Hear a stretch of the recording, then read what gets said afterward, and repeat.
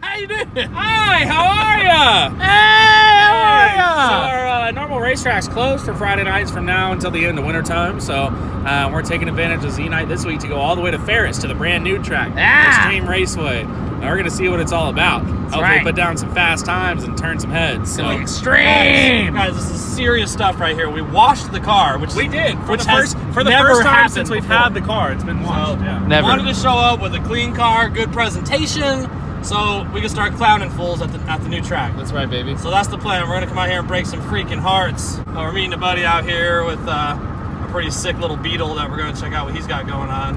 Yeah, he's made some big mods to it lately, and it's gonna go fast. Yeah, we should be probably 25 minutes away now. So we'll be there pretty soon. Right, no guys, alcohol allowed, so Okay. we might actually run some quick passes tonight. Yeah, the video might be real boring. We might actually get some tuning done. Yeah, right. So we got to be on our best behavior. But we're going to try it out. It's supposed to be a pretty sweet place. Valid point. This is mean. Matt's phone sucks, and we hate Matt. Yeah, because he's terrible. You see the Beetle anywhere? I don't see the Beetle, but there's Matt. I think there's going to be two of them next week. Here we are. This place is actually really dope. It's super nice. We were a little intimidated by how fancy everything was and all the order and rules, and they seem to do everything by the book.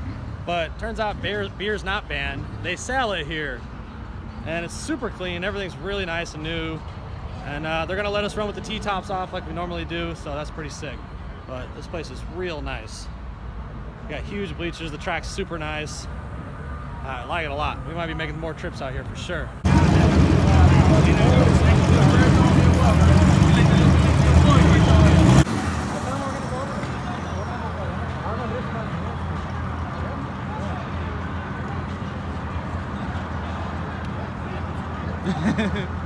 Looks good. Nice.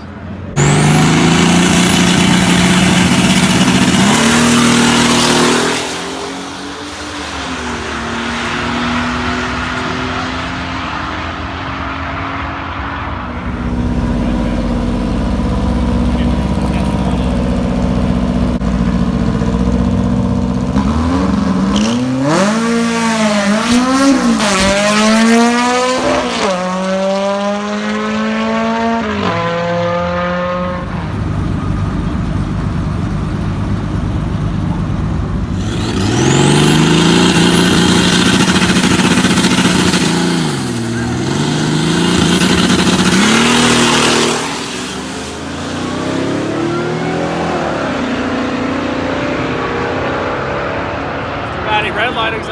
So we cut our first 7 already with a 170 60 foot. Yeah. Pretty good run, not bad. We switched to the cooler plugs after remembering for the 4th time. Had to do it. And turned it up a half a degree in timing. So we should definitely cut a 790 this time, maybe a low 790 or a high 780, hopefully with a little bit of speed. And Matt's behind the wheel, so if he can keep those front wheels locked in while he stages. We jacked up the two-step a little bit, so we're making pretty good 60 foots here.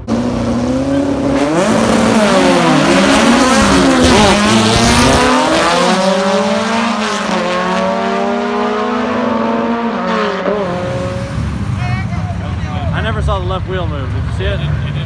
It didn't move. Ah! Do it again. Do it again.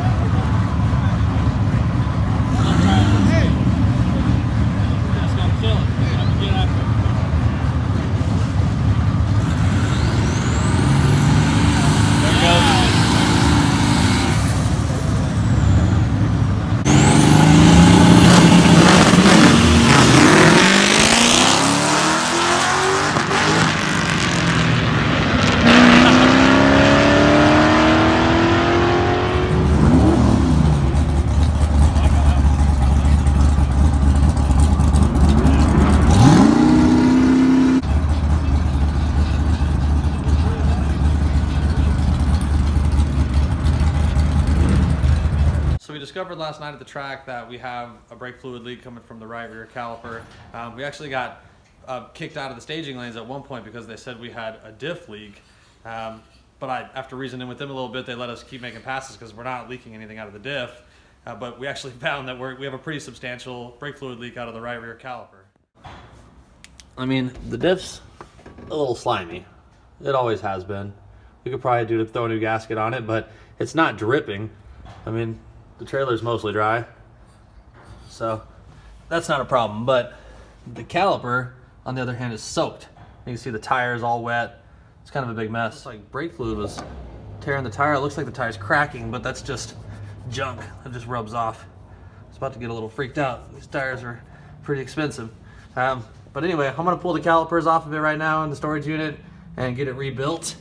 I think next week we might end up doing this diff cover too, just to avoid any future issues. The car's pretty dry, it doesn't really leak anything. But I'm gonna go ahead and pull the other side off too, because I wanna get the remainder of the park brake cable out of the way. We didn't totally get it out of there when we dismantled the parking brake system. So we're gonna do that again right now, and maybe next week, maybe we can race. We'll see if we can find a track to race at. So something that I did not ever share on the videos is we had an issue when I got a new control arm for the rear of the car from the junkyard on episode like 2, I think.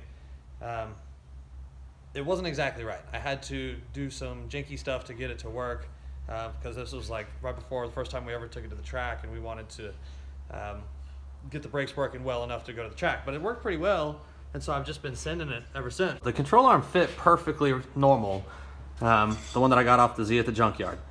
The only thing that became an issue was it became clear after I got everything else mounted up. The location of these brackets is different on this arm than it is on the other arm. The problem with that is that the caliper bracket is intended to sit about right here in the original setup instead of right here. And the wrong part was threaded on here too. This had threads in it. So we had to drill out the threads first of all. Then I had to line up some holes on the caliper. You'll notice my bracket has 4 holes on it. Drill holes there and tap threads. And so now, instead of having the caliper behind the bracket with bolts coming in from the back, the caliper sits way in front of the bracket, and the bolts still come in from the back, but instead they thread into the bracket. The way that I established my gap was just with a bunch of washers. Each bolt location has a stack of washers that were spacing the caliper the appropriate distance away from the rotor. So the only way to really fix it is to get a whole new control arm. But this is working pretty good. So we're gonna stick with it. The only problem is it seems like the brakes were dragging a little bit. We noticed last week when we were out that we were smelling a lot of burning brakes, and we noticed a lot of heat coming from the rear wheels. Well, I assumed it was this corner here where we did the shims with the caliper. But this side actually wasn't sticking real bad. What I actually found was the side that has the brake fluid leak, the side that's sticking. So this thing is just soaked to the bone with fluid. My slicks were soaking wet.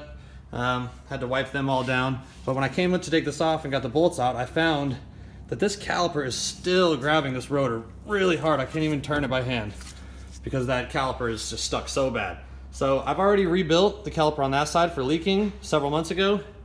Now this one's getting a rebuild. We're gonna free up whatever's making it stick. I took off the other side because we're going to completely get rid of all the hardware that was used for the park brake system, the remaining cables, and the last thing I plan to do today is I think I'm gonna go ahead and pull the cover off the diff. I was looking at it and it really doesn't look that bad. It's kind of tight because of the bracket that's on it. I know you can't see anything right now. That's pretty dark. But there's a bracket up here that is that's part of the cover. It has to actually come off to get the whole cover off. So I'm gonna try to pull the cover. I can take it to the shop and get it cleaned up, and then next Friday we can get it all back together, get the cover RTV'd on, and have addressed all our fluid leaks in the rear of the car. So I just got the rear mount off of the diff, and this thing's been making noise since we got this, and we knew about it, but it didn't really matter much. But here's the mount, or the insulator bushing. It's not really a mount. I mean, it mounts up to the subframe up there, but this just handles the torque in the rear, and this is how it came apart. So gotta come up with a solution for that too, especially now that we're launching so hard. I wanna make sure we're giving the old R200 rear diff the support it deserves.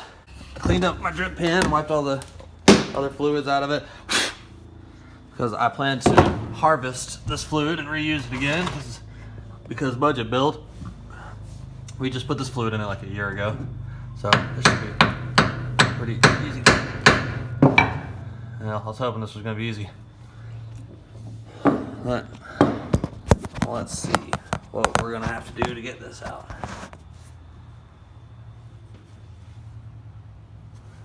This thing is trouble. Oh. Hey, I win.